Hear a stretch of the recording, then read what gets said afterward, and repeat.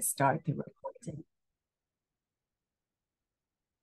So welcome again. This is the first session of the autumn series of training, and the session today is really designed for festivals, and it's the first step in thinking about developing your climate action policies and plans and thinking about your approach. A few words of introduction to the team who's with you today. So my name is Claire Buckley and I work for Julie's Bicycle. I've been working with the arts and culture sector for 12 years now on developing and taking climate action. I'm joined today also by my colleague Megan Best from Native Events, who has been pioneering work on sustainable events and festivals in Ireland for the last 7 years. And we have Brecken from Native Events, who is helping us to run the session today, and who is program managing the series overall. So just a few brief words. We have been already very busy working with the Arts Council on supporting strategically funded organisations and art centres really since the beginning of the year. We've done a consultation phase where we spoke to a few festivals as well. We've done a national roadshow in the spring where we had 10 sessions across the country, and we had over 200 participants in person for those sessions. So since then, we ran a summer series of training webinars, and these were more in the first few tailored towards art centres, venues, production companies, so basically organisations who aren't festivals. So we've run that series of webinars in June, and then we did a number of different sessions on topics such as nature or biodiversity and buildings energy. So now we are starting off the next series of 8 webinars. Today is the first one.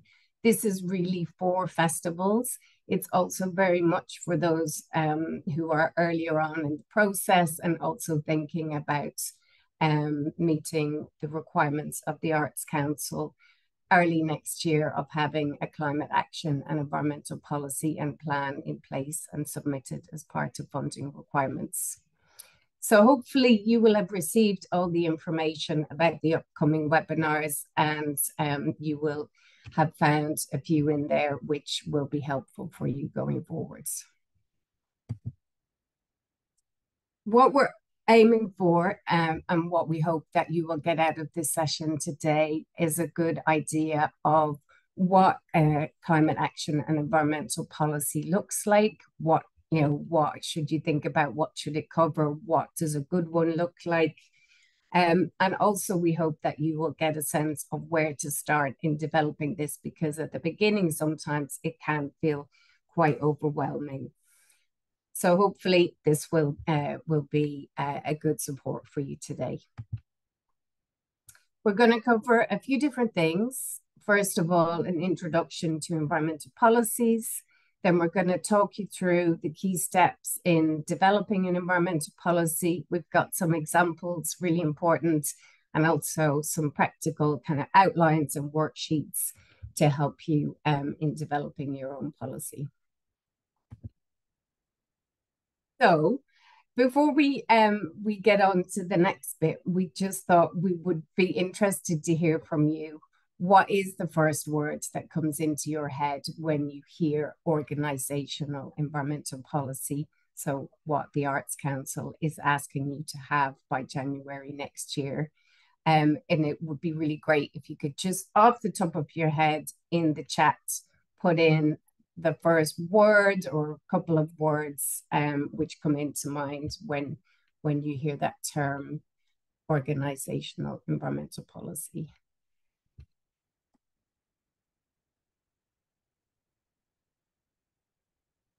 see. Anybody want to share the thoughts, the words which come into their heads when they hear that term?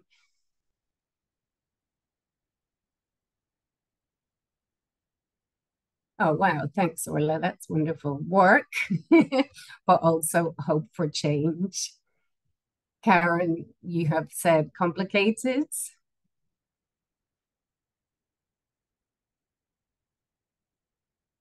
Okay, I think, well, thanks to both of you for sharing that. I think that is actually probably a nice summary um, of what an organizational environmental policy can be. Yeah, it can be a bit of work at the start. I think the good news is if you try and do it well and in a meaningful way from the beginning, it can really help you going forwards.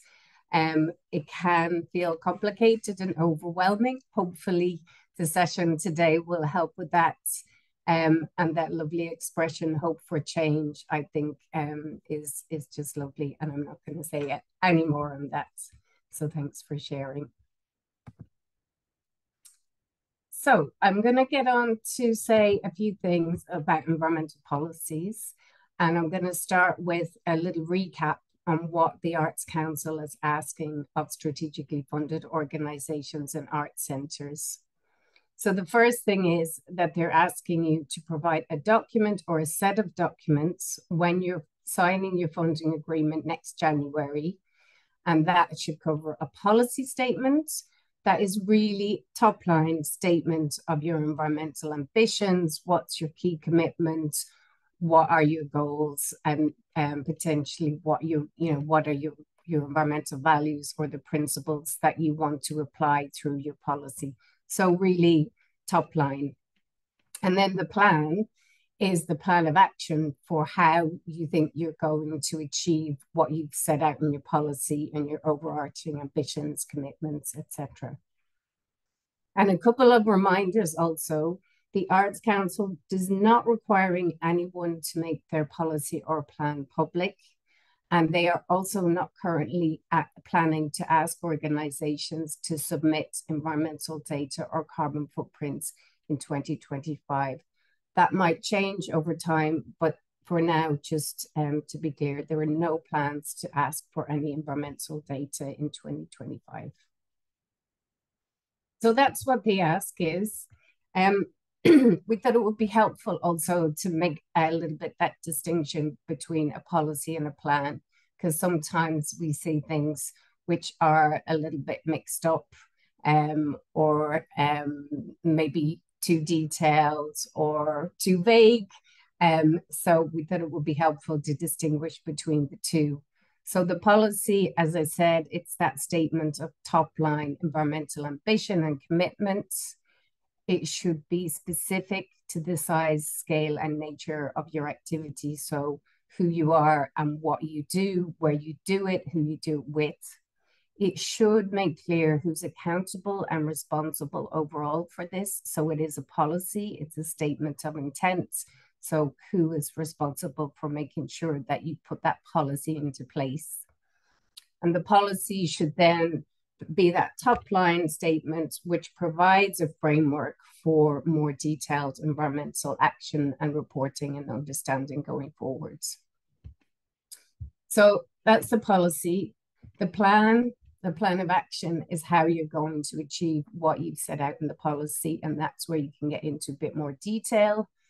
It should cover the actions which you're planning to take in terms of actually reducing your impacts or greening your place, your practice, or your production. It should also potentially cover the action you're thinking about taking in terms of informing, inspiring, or supporting change. This is the art sector. There are many different ways in which you can do that. And we would also always recommend that a plan also includes not only the actions, what you're going to do, but also what you're thinking about in terms of some environmental communications or engagement. And again, that will depend on who you are and who you're working with and what you're about. So we thought we'd give you a nice example which shows the difference between a policy and plan And this is from the Irish government's climate action policy. Now, this is a very, very long document, and we're definitely not suggesting that you do something like this, but it does lay out a clear national objective of pursuing and achieving by no later than the end of 2050, the transition to a climate resilient, biodiversity rich, environmentally sustainable, climate neutral economy. So that is a very broad top line, longer term objective and commitments. And within that, there are also some specific targets, notably a 51% reduction in greenhouse gas emissions by 2030 and achieving net zero by 2050. So that's the policy bits. And then in addition to the policy, the government has climate action plans, which they've published, the first one 2021, then in 23, and now, excuse me, the most recent one from this year. There's the plan, and then there's a really detailed list of actions. But I think what's very clear within those plans is that there are 6 priorities, and they are about powering change, and that's essentially about electricity generation in the country. It's the second is about building better, which is about the built environment. The third, greener mobility, transports, and then we have sustainable farming, decarbonizing business, and nature-based solutions, which is very much about land use and land management. So just hopefully that's a nice example of that policy, that difference between policy and a plan, having that top line commitment, looking longer term, and then backing it up with some clear actions, and in this case, some very clearly defined, excuse me, and well communicated priorities.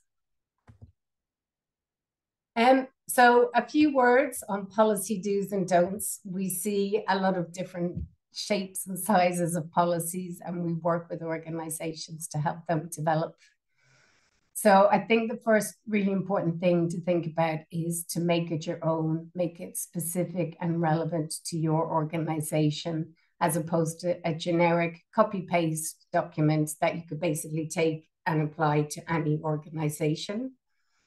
The second thing we would say is to be honest and credible about your level of ambition. If you're just starting out, maybe don't put in some very big circular economy, net zero ambitions. So don't make unrealistic commitments that you don't feel you can live up to. Try to make your policy succinct, short, and clear. Think about it as a communication document as well, if it's internally, if it's for the artists you're working with, so people can just read it quickly and get a sense of what your policy is.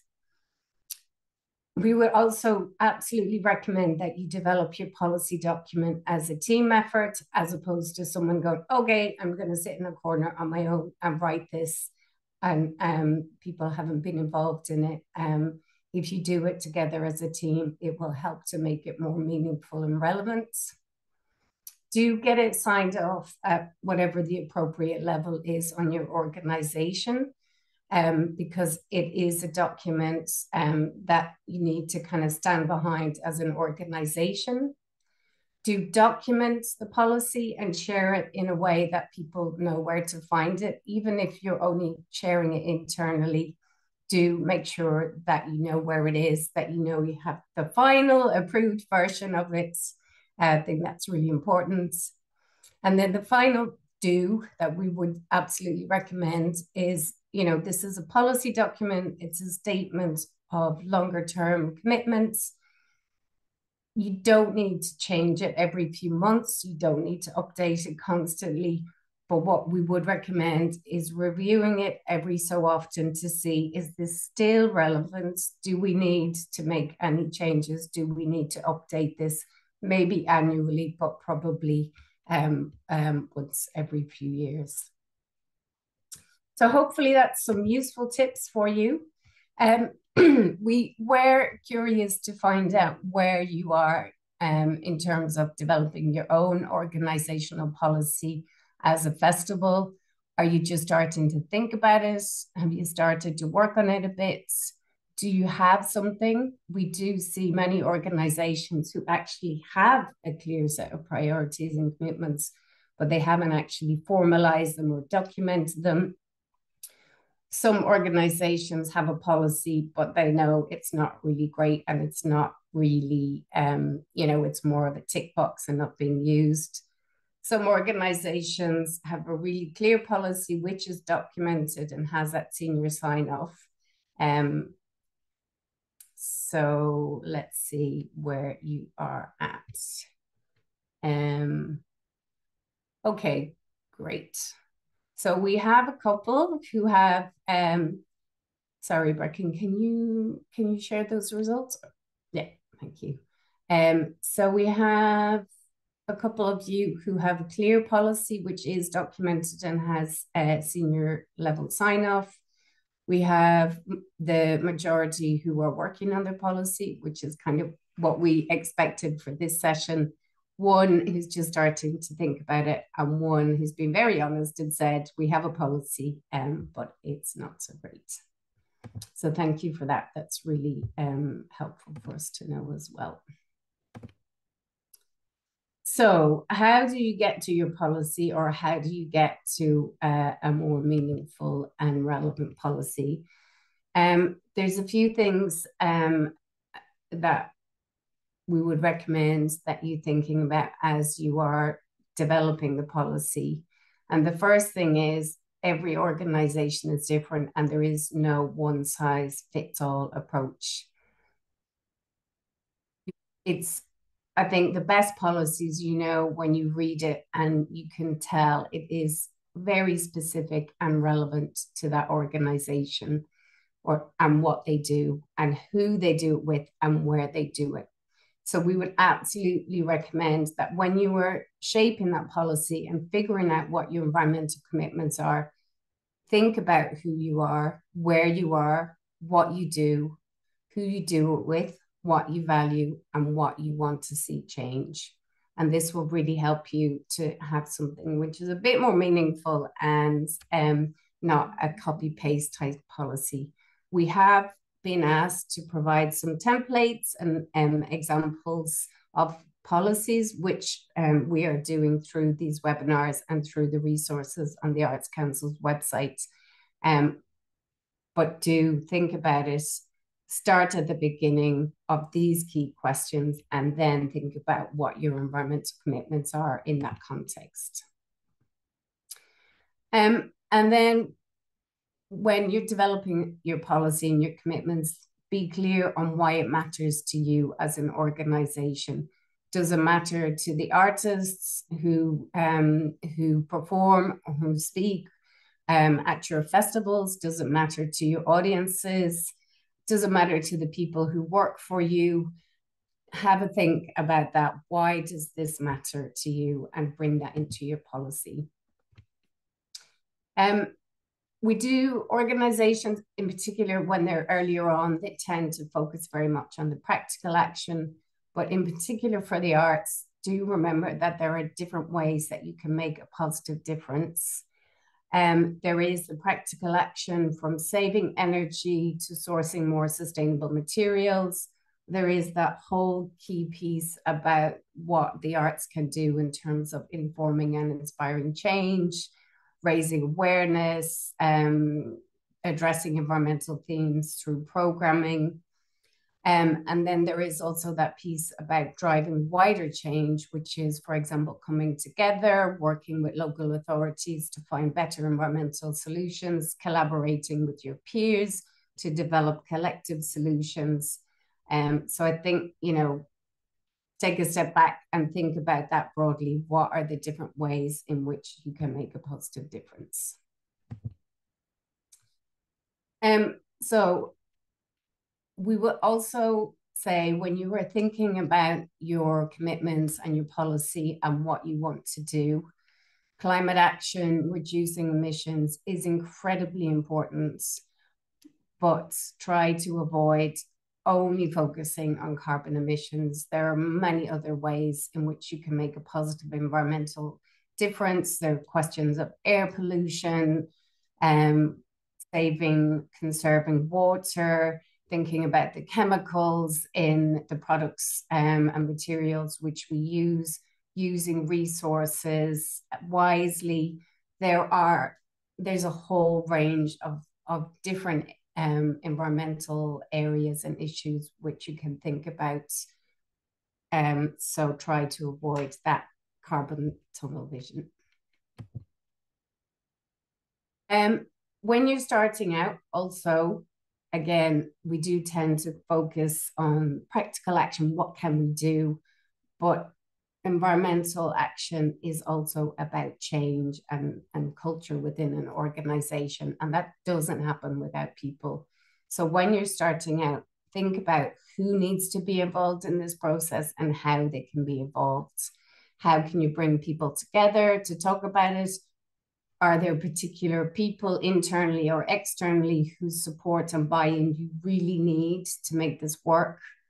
And then you might also want to think about who needs to be actively involved. Are there particular people who should have a particular responsibility? And what would they need? Do they need some support or training? How much time would it take them? And then the fourth point there is thinking also about broader communication and engagement. If you have a policy or some commitments, do you want to share them? Who do you want to share them with? Do you want to tell people about the good environmental stuff that you're doing? So a few things to think about in that process. And I'm just going to wrap up on this bit with also thinking in that context. You know, you are a festival. Who are your stakeholders? Who are you working with? Who works for and with you? Who gives you money? Who provides the services and materials that you need? So have a think about who your kind of key groups are internally and externally, and what they might expect or how they might be able to help you going forwards. So that is a bit of a brief introduction. I am going to hand over to Megan now, who is going to talk you through the rest. Thanks, Claire. Just sharing my screen there. I hope everybody can see it. So yeah, really good, nice segue, I suppose. And just to kind of let you all know, I suppose the journey that I started with in the sustainability and environmental action for festivals started with the Body and Soul Festival, probably more like 12 years ago. So similar to yourself, Claire, but I guess from my point of view, I've done this with festivals over the years. And the piece that keeps standing out for me as all of these kind of ideas and concepts have developed over the years, and you guys will know this as festival organizers, festivals are an exercise in multi-stakeholder engagement. There are so many different people, and we're very specific in the arts for that. There are so many different people that we interact with all the way through the organization and so on.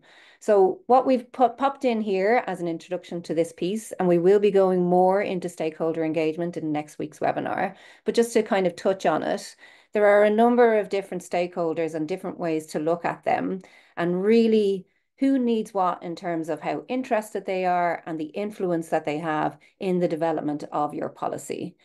I've kind of broken it out a little bit here, and you'll all be very familiar with all of these different folks that will work, be part of, be influenced by, or need to understand your policy in different kind of levels.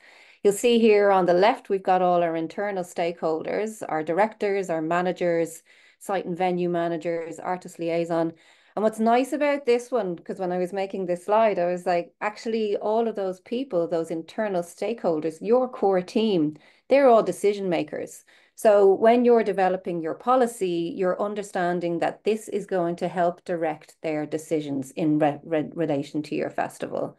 Then you've got that next set of stakeholders, your external stakeholders. So these are your suppliers, your contractors, your caterers, all of the artists and speakers and performers, the wider crew, your sound and lighting crew specifically important in the development of an environmental policy, and of course all of those volunteers that make our festivals happen. And then of course there's another set of stakeholders when we look at our sponsors. Again, very key in this conversation. The media, regulating authorities, the venue owners and managers that we deal with when we're developing our festivals, particularly the multi-venue indoor festivals around Ireland. Then, of course, there's interest groups and organisations, and then our audience.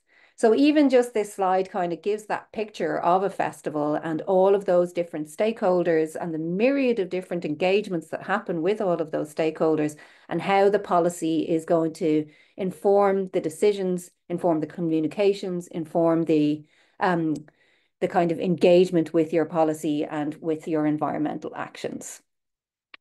So to create an effective climate action and environmental policy, you are going to need to start by having some understanding of what your impacts are.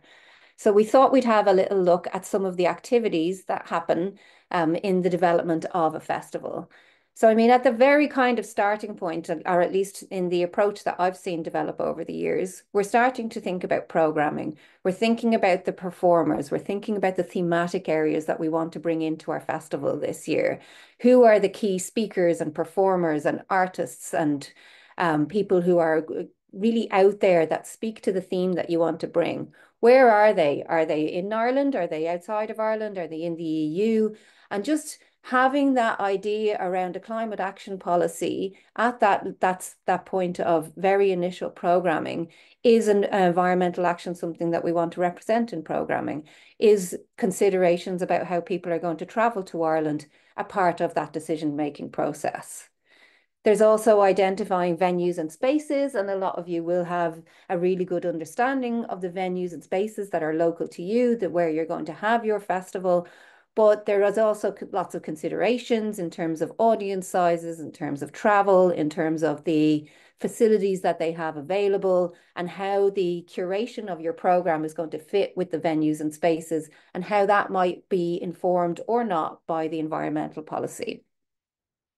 Then, of course, the next step is onboarding your team and subcontractors. And this is, again, something that's a little bit more unique for a festival than for other types of arts forms, because this is something that might only happen once or twice a year for that kind of short length of time, for those shorter contracts. So there might need to be quite a lot of onboarding or like thought put into this, because the team might be slightly different each year as people move in and out of roles and freelancers. The subcontractors might be different. So all of these activities, when you're thinking about the development of your environmental policy. Then, of course, there's marketing and communications, which is a really key piece for any festival in terms of really understanding how we're going to present this environmental policy, how that's going to be communicated both internally to our team and our subcontractors and our venue managers and our program and our artists, but also externally to our wider stakeholders, to our sponsors, to our media, and to our wider audiences. So all of these activities have relevance in the development of the policy. Then, of course, there's operations and administration, the contractual piece when you're actually developing your contracts and what communications might go into that for those subcontractors in relevance to the policy. So asking people if they can take some time to read your policy and understand it at that point of contract. You might be asking people to supply data as part of their contract. So all of this needs to be informed by that. Something that we found really successful over the years is the development of some workshops and training. And this is the same color as the onboarding your team and subcontractors, because this is a really nice opportunity to engage that kind of wider stakeholder group so that everybody can start to buy in and understand what it is that you're trying to do in terms of your environmental policy and action plan. So I thought we'd look at some of the different festival activities and then map out where their impacts might be in terms of developing an environmental action policy. Now, there's lots of different festival impacts, and this is from the very large scale festivals right down to the smaller and the more community-led ones. Like we have energy in the form of electricity or power for our events, Catering is a huge one for festivals, which again is more specific for festivals than other arts forms, I think. There's travel and transport and the impacts associated with that. Accommodation is a very big one for festivals. Materials, choice of materials, waste management, again, very, very key for festivals. And then those other impacts in terms of digital, printing, water use, and so on.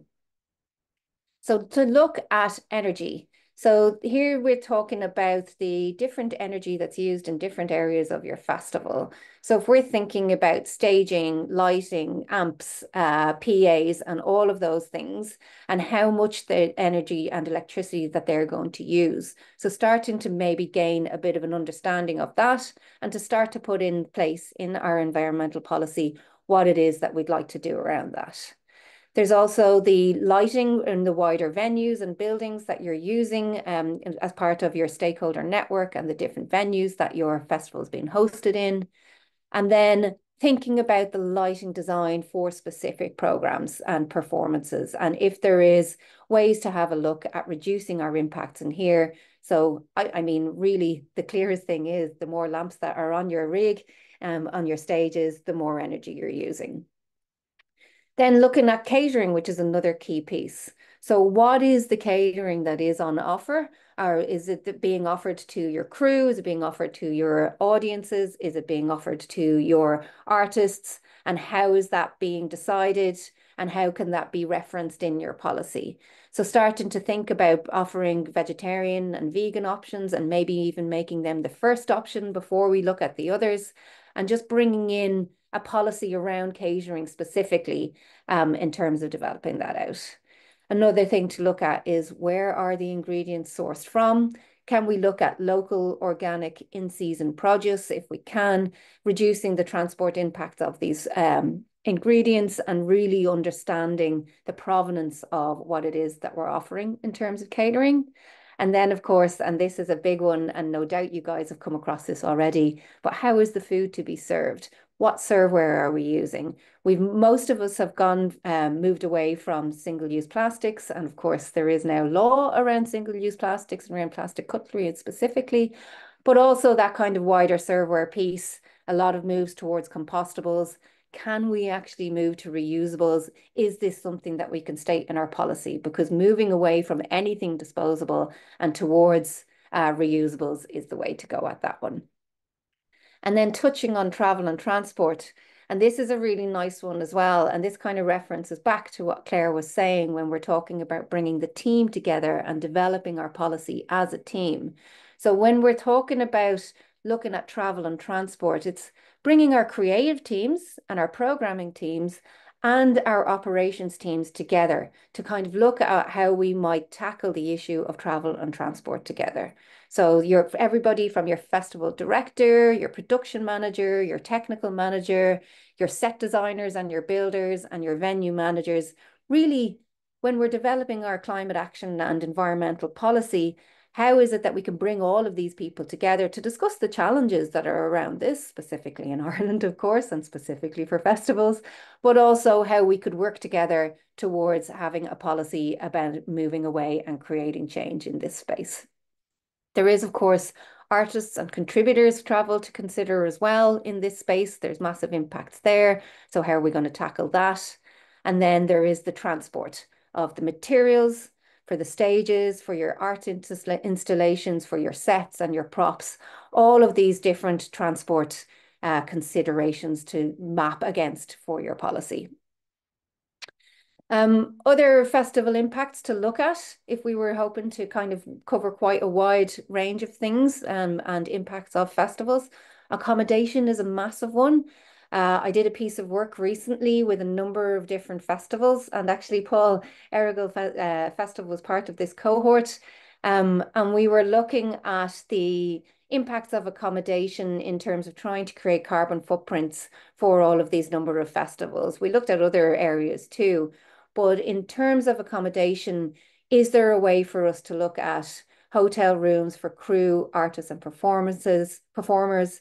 Can we make sure that they're really close to the festival venues? Most of us will do this anyway because it makes logistical sense.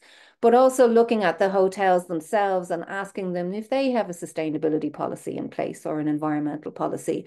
Have they made any considerations about energy efficiency? And how can we work together with these key stakeholders, as they are, especially for those of us who are putting up quite a lot of people to support our festival, and bringing that back in as a policy statement. So we're going to try and make some changes around the accommodation that we choose for crew artists and performers at our festival. Another thing to look at in detail is materials and the materials use, specific for festivals as well. Staging and decor and branding. Potentially sponsors are bringing in some branding and some decor, and the considerations around that and what is our policy around that. Can we have a policy that simply states we only want to reuse or salvage or use upcycled materials?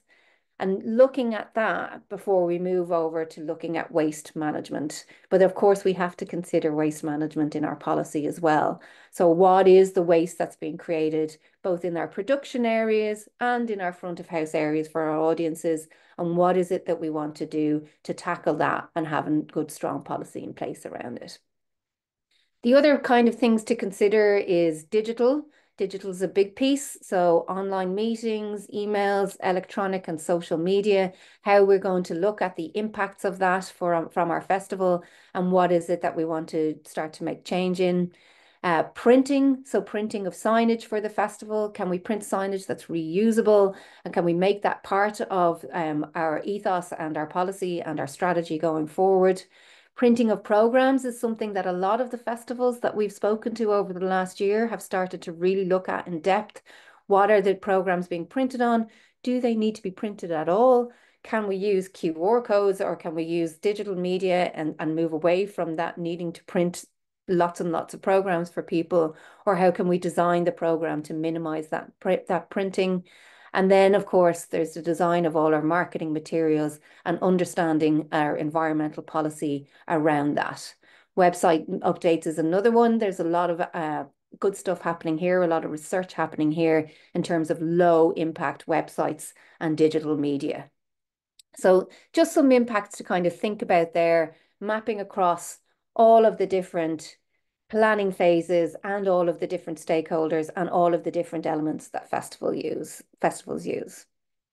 So to identify what you can control, what you can influence, and what's of concern, we have a really nice little image here. This is Stephen Covey's control, influence, and concern model. And the reason that we've used these colors, if you remember back to our stakeholder slide, where we have our internal stakeholders. So these are the stakeholders that we're working most closely with. They're our internal team. They're our decision makers. These are the ones, when we're developing our policy, that are going to be the most impacted, the most engaged, and the most able to drive whatever it is that we're trying to implement with our policy.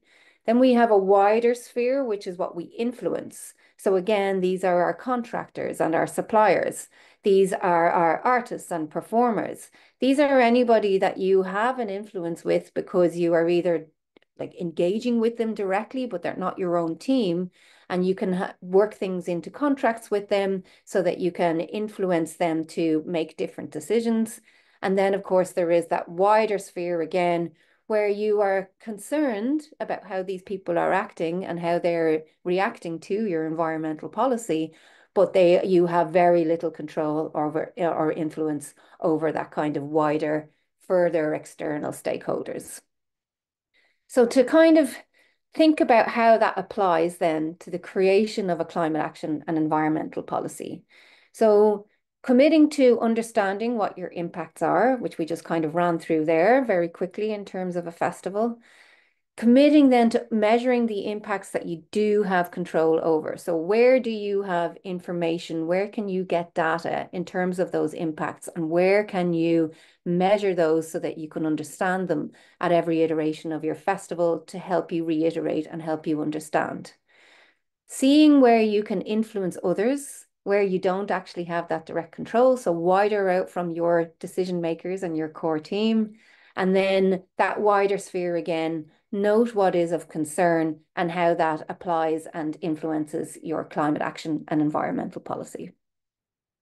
thought it'd be nice to kind of dig in a little bit to travel, because this is a really key one for Ireland and for Irish festivals, of course, and what we could do potentially in the development of a climate action and environmental policy for our festivals. So you might decide to create a travel policy specifically as one of your impact areas for your own team. And that prioritizes public transport for the business travel that your team are undertaking in Ireland.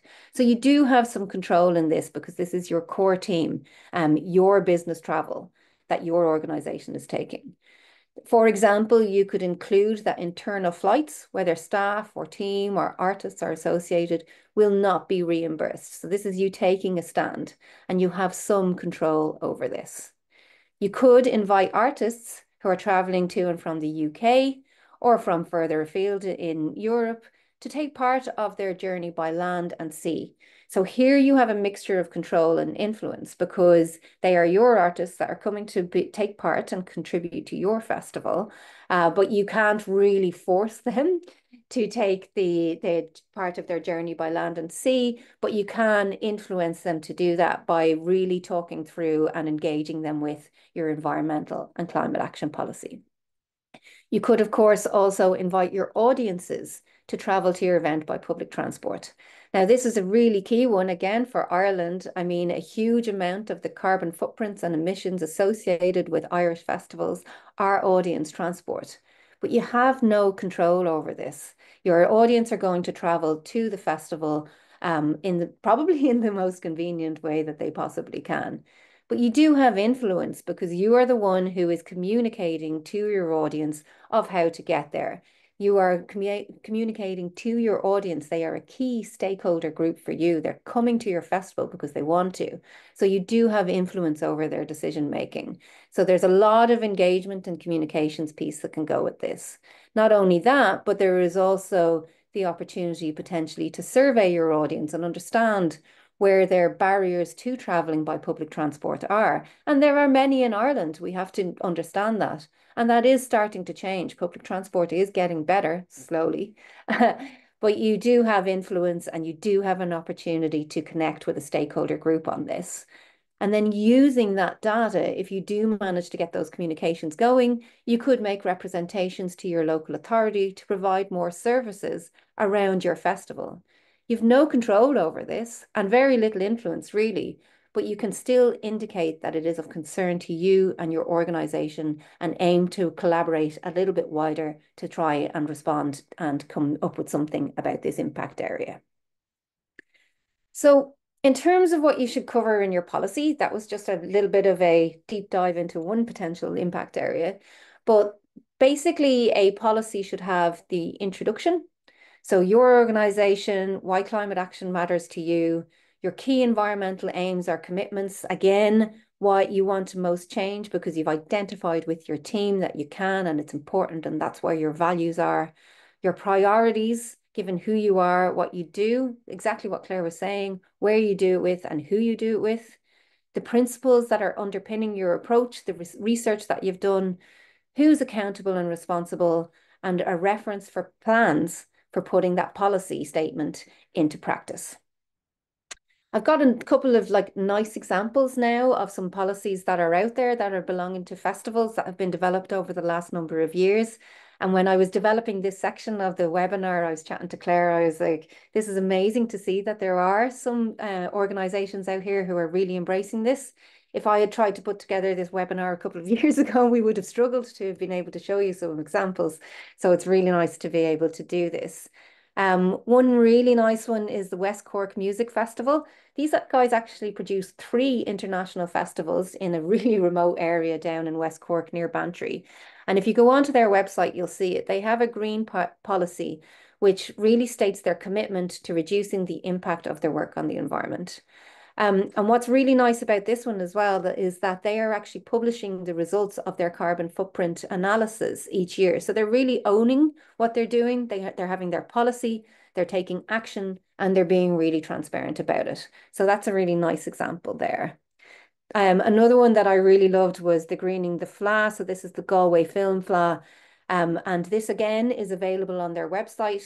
Not that everybody has to have their policy available on their website, but again, these guys are just taking this ownership of it, of being accountable and having these objectives where they're minimizing energy, minimizing materials, embodying that environmental awareness in all of their business and operations. They've appointed a sustainability or an eco manager to oversee their sustainability policy, and they're identifying where their staff, customers, and all of their stakeholders can be brought along this on this policy with them and encourage them to reduce their own environmental impacts. There's the Galway International Arts Festival, which some of you might have heard of in terms of the sustainability commitments that these guys have. They've been doing phenomenal work in Galway with this festival. And again, they're like quite top level goals that they are trying to establish between 2022 and 2025. And a lot of these actually map back against the National Climate Action Policy, which is really nice because it shows that the overarching coordination is happening at a national level and then trickling down to individual organizations. And again, it's around all of these different ways of not only having these operational things that they're doing, but also with their stakeholders, with their staff, their volunteers, their supply chains, embedding that environmental climate action policy in the work that they're doing. St. Patrick's Festival I wanted to include in here. Their sustainability policy is internal. It's actually not up on their website, but I'm very familiar with it because we worked on them with it, not last year, but the year before. And the reason I bring it in is because they specifically went to the depth of the stakeholder engagement in the development of their policy. So they spoke to local councillors in Dublin City Council. They spoke to all of their sponsors and their marketing teams, as well as their core operations teams. And they really developed it and co-created it with us and with them as a team effort. So what is available on their website is some of the initiatives that they did in 2024. And the very key one, which was the first point of action on their environmental policy and implementation plan, was to undertake an in-depth carbon footprint analysis of the parade and festival quarter. And they did this across scopes 1, 2, and 3. So hats off to them. They made the effort in it. But I suppose what's nice about it is the depth of the stakeholder engagement that they did in the development of this. And then I wanted to include yet another one from Galway, which is the Barbaro International Arts Festival for Children. This again is up on their website. They've been working really hard on this over the years, and they are committed to reviewing it and understanding how they can continue to develop this. And again, there's the policy, the top level statement in terms of what they want to do, reduce their impacts, reduce their water consumption, reduce their materials use, increase their energy efficiency, and try to measure, record, and continually reduce the carbon footprint of their organization. And what's nice about what these guys have done is they have that policy in place, and then they have a climate action plan. So they're bringing their policy into play and operationalizing it through three different streams, being their operations at their office, their festival and project operations, which is slightly different, which again is a key piece for festivals because we have our organizations that run year round. And then we have this massive production once or twice a year. And having that policy that translates across both the way these guys have done it is a nice example. And then they're looking specifically in terms of a climate action plan at travel and accommodation as well. So a couple of nice examples there. And then what I included here, because these slides are going to be downloadable and available on the Arts Council's Climate Action Hub. But this is basically just a worksheet that can help guide you through the process. Print it out on A1, sit down with the entire team, pick whatever impact areas you want. You don't have to go with what I've outlined here, travel and transport, resources and communications. And it's literally just an opportunity to jot down everything in terms of where you're at and in these different impact areas. You might be just starting out, you might be leading the way. Everybody's at different stages in different impact areas with festivals. And then understanding what the challenges are in terms of wanting to move forward, maybe not having the resources, maybe the surrounding infrastructure isn't there. And then from that space, because as festival organisers, we're really good at this, moving into a solution space. So what could we do in 2024? And who on the team would do this? And why is that the ideal person to do this? So working in that little bit of accountability there as well, and then making it time bound. When would it be done? And what would success look like, so that you can finish that on that little bit of an inspirational note. And then finally, I just wanted to signpost to the Sustainable Festival Guidelines. Some of you may have come across this already. This was a piece of work that we produced with Fáilte Ireland. It was published in March of last year, and it covers all of those different impact areas. And there is a section on governance. It's available on Fáilte Ireland's websites. And there's a couple of different tips and tricks for developing your policy and understanding what you could do. And again, it's set out like a worksheet so that you can really just kind of use it and kind of go through it step by step. All of those little tips and tricks are there through getting started, making progress, looking at your communications and your stakeholders, and of course, what the ideas around maybe leading the way and collaboration might look like. There's a couple of little spotlights in there. The entire Sustainable Festival Guidelines is massive, but you can pick in and out of it as is relevant to you when you're creating your environmental policy. So that's me. Claire, I'm going to hand back over to you for the last little bits. Let's get on to your next slide for you. Thanks a million, Megan. So I really hope that we have given you a sense of what the Arts Council is expecting, what a good environmental policy looks like, what the difference is between the policy and the plan, and that through Megan's presentation, she's given you some inspiration and ideas of what you can do to really develop your approach in a meaningful way. So that was this. Today is our first session for festivals getting started. We have 2 more sessions coming up specifically for festivals. Same time next week is focusing on getting people on board, and then on the 1st of October, getting more into the detail of developing action plans. And then we have a number of thematic training webinars coming up between October and November. So hopefully you have all the information on that. And Megan, if you could just go to the next one, just to say, in addition to the webinars, we also are doing 3 peer-to-peer sessions, which are more relaxed, conversational, which is really a chance for people to talk, to learn, and exchange with each other. The first one is focused on energy, but it's more buildings oriented. The second is around visual arts and transport. And the third is around materials and the circular economy, and will be very relevant in particular for festivals. And then the last thing that we're going to do in December is some drop-in clinics. And this is really for organizations which are feeling a little bit stuck or struggling in getting their climate action policy and plan ready by next January. So we will be doing 6 drop-in sessions altogether of 1 hour, where you can come with your questions and the things that you're struggling with. So hopefully by January next year, there will be lots of lovely policies, plans, and commitments, and hope for change for festivals. So we are going to stop recording.